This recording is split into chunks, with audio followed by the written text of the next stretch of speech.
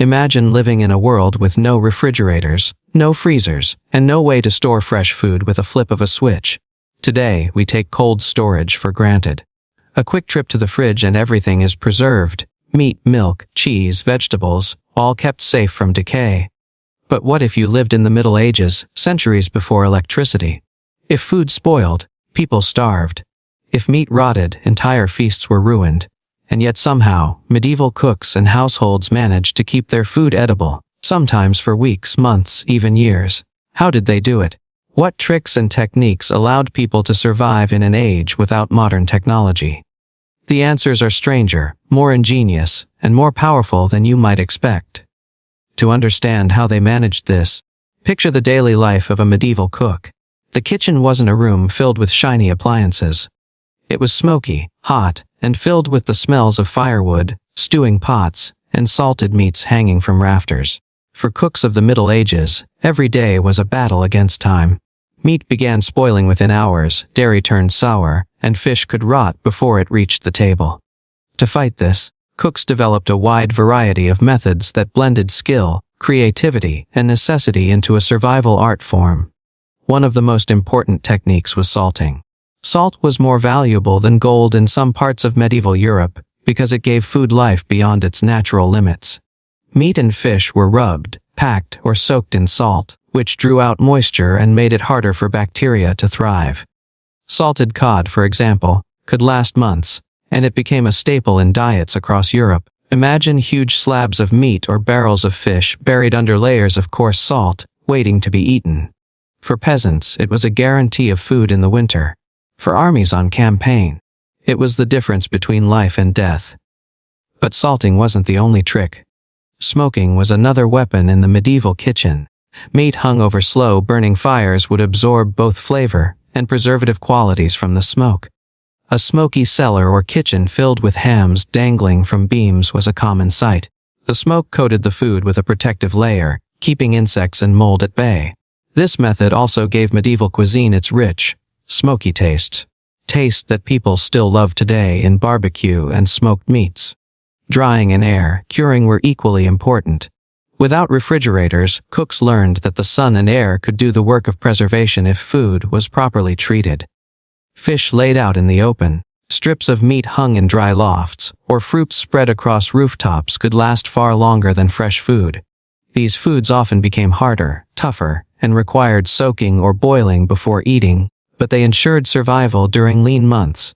Dried peas, beans, and grains became cornerstones of the medieval diet, precisely because they could endure time without spoiling. Another fascinating method was pickling. Vinegar, with its sharp acidity, created an environment where bacteria struggled to survive. Cabbage turned into sauerkraut, cucumbers became pickles, and even meat could be preserved in brines flavored with herbs and spices. Pickled foods not only lasted longer, but also gave medieval diets much-needed variety, especially during long winters when fresh produce disappeared.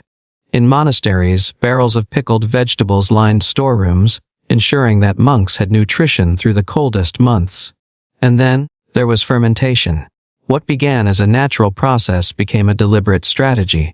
Milk soured into cheese, grains fermented into beer, and grapes transformed into wine. These foods not only kept better than their fresh counterparts but also became cultural treasures. Cheese could be stored for months, sometimes years, growing sharper and stronger with age. Beer and wine, both safer to drink than often contaminated water, became everyday staples. Medieval cooks and brewers learned to control fermentation, turning spoilage into preservation. In wealthier households, cooks had access to even more elaborate methods. Exotic spices from the East, pepper, cloves, cinnamon, nutmeg, were used not just for flavor but also for their preservative qualities. Meat steeped in heavily spiced sauces could last longer, and the spices themselves masked the taste of food that was less than fresh. Wealthy nobles often flaunted their power by serving dishes richly coated in spice, but behind the display was also practicality. These spices helped keep food edible. For those who could afford it, ice and snow were also tools of preservation. In certain regions, ice houses were dug deep into the ground, insulated with straw, and filled with blocks of winter ice. This primitive refrigeration could keep food cool during warmer months. Though this luxury was reserved for kings, nobles, and monasteries with resources, it shows how human ingenuity found ways to stretch the life of food even in medieval times. Cooks also relied on constant vigilance. Food was not stored for long unless necessary. It was cooked, eaten, and replaced. Fresh bread was baked daily. Livestock might be kept alive until the moment of slaughter to ensure freshness. Fish ponds were maintained near castles and monasteries so fish could be kept alive until needed. Chickens provided eggs each day, cows gave milk, and gardens supplied herbs and vegetables in cycles. Survival depended on a rhythm of constant renewal, reducing the need for long-term storage. Yet even with these methods, food still spoiled. And this is where medieval cooking became something of an art form. Spices, sauces, and marinades were used to disguise tastes and smells that might not be pleasant by modern standards. Recipes often called for heavy seasoning, thick gravies, and complex combinations, not just for flavor but to make older food palatable. To modern eaters, some medieval meals might have seemed overpowering. But for the people of the time, it was both survival and culture. What is remarkable is how these methods shaped medieval life beyond the kitchen.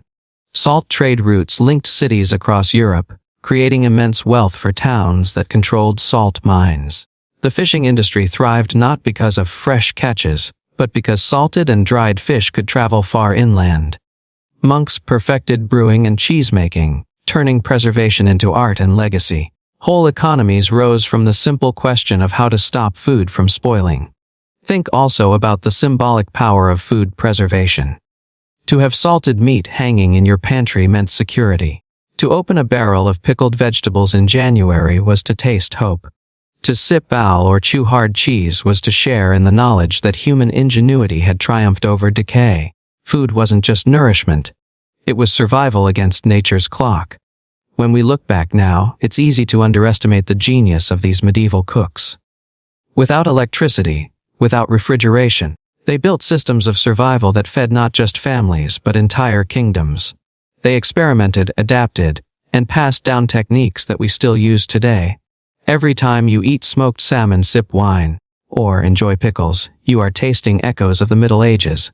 And yet, there is something even more profound here.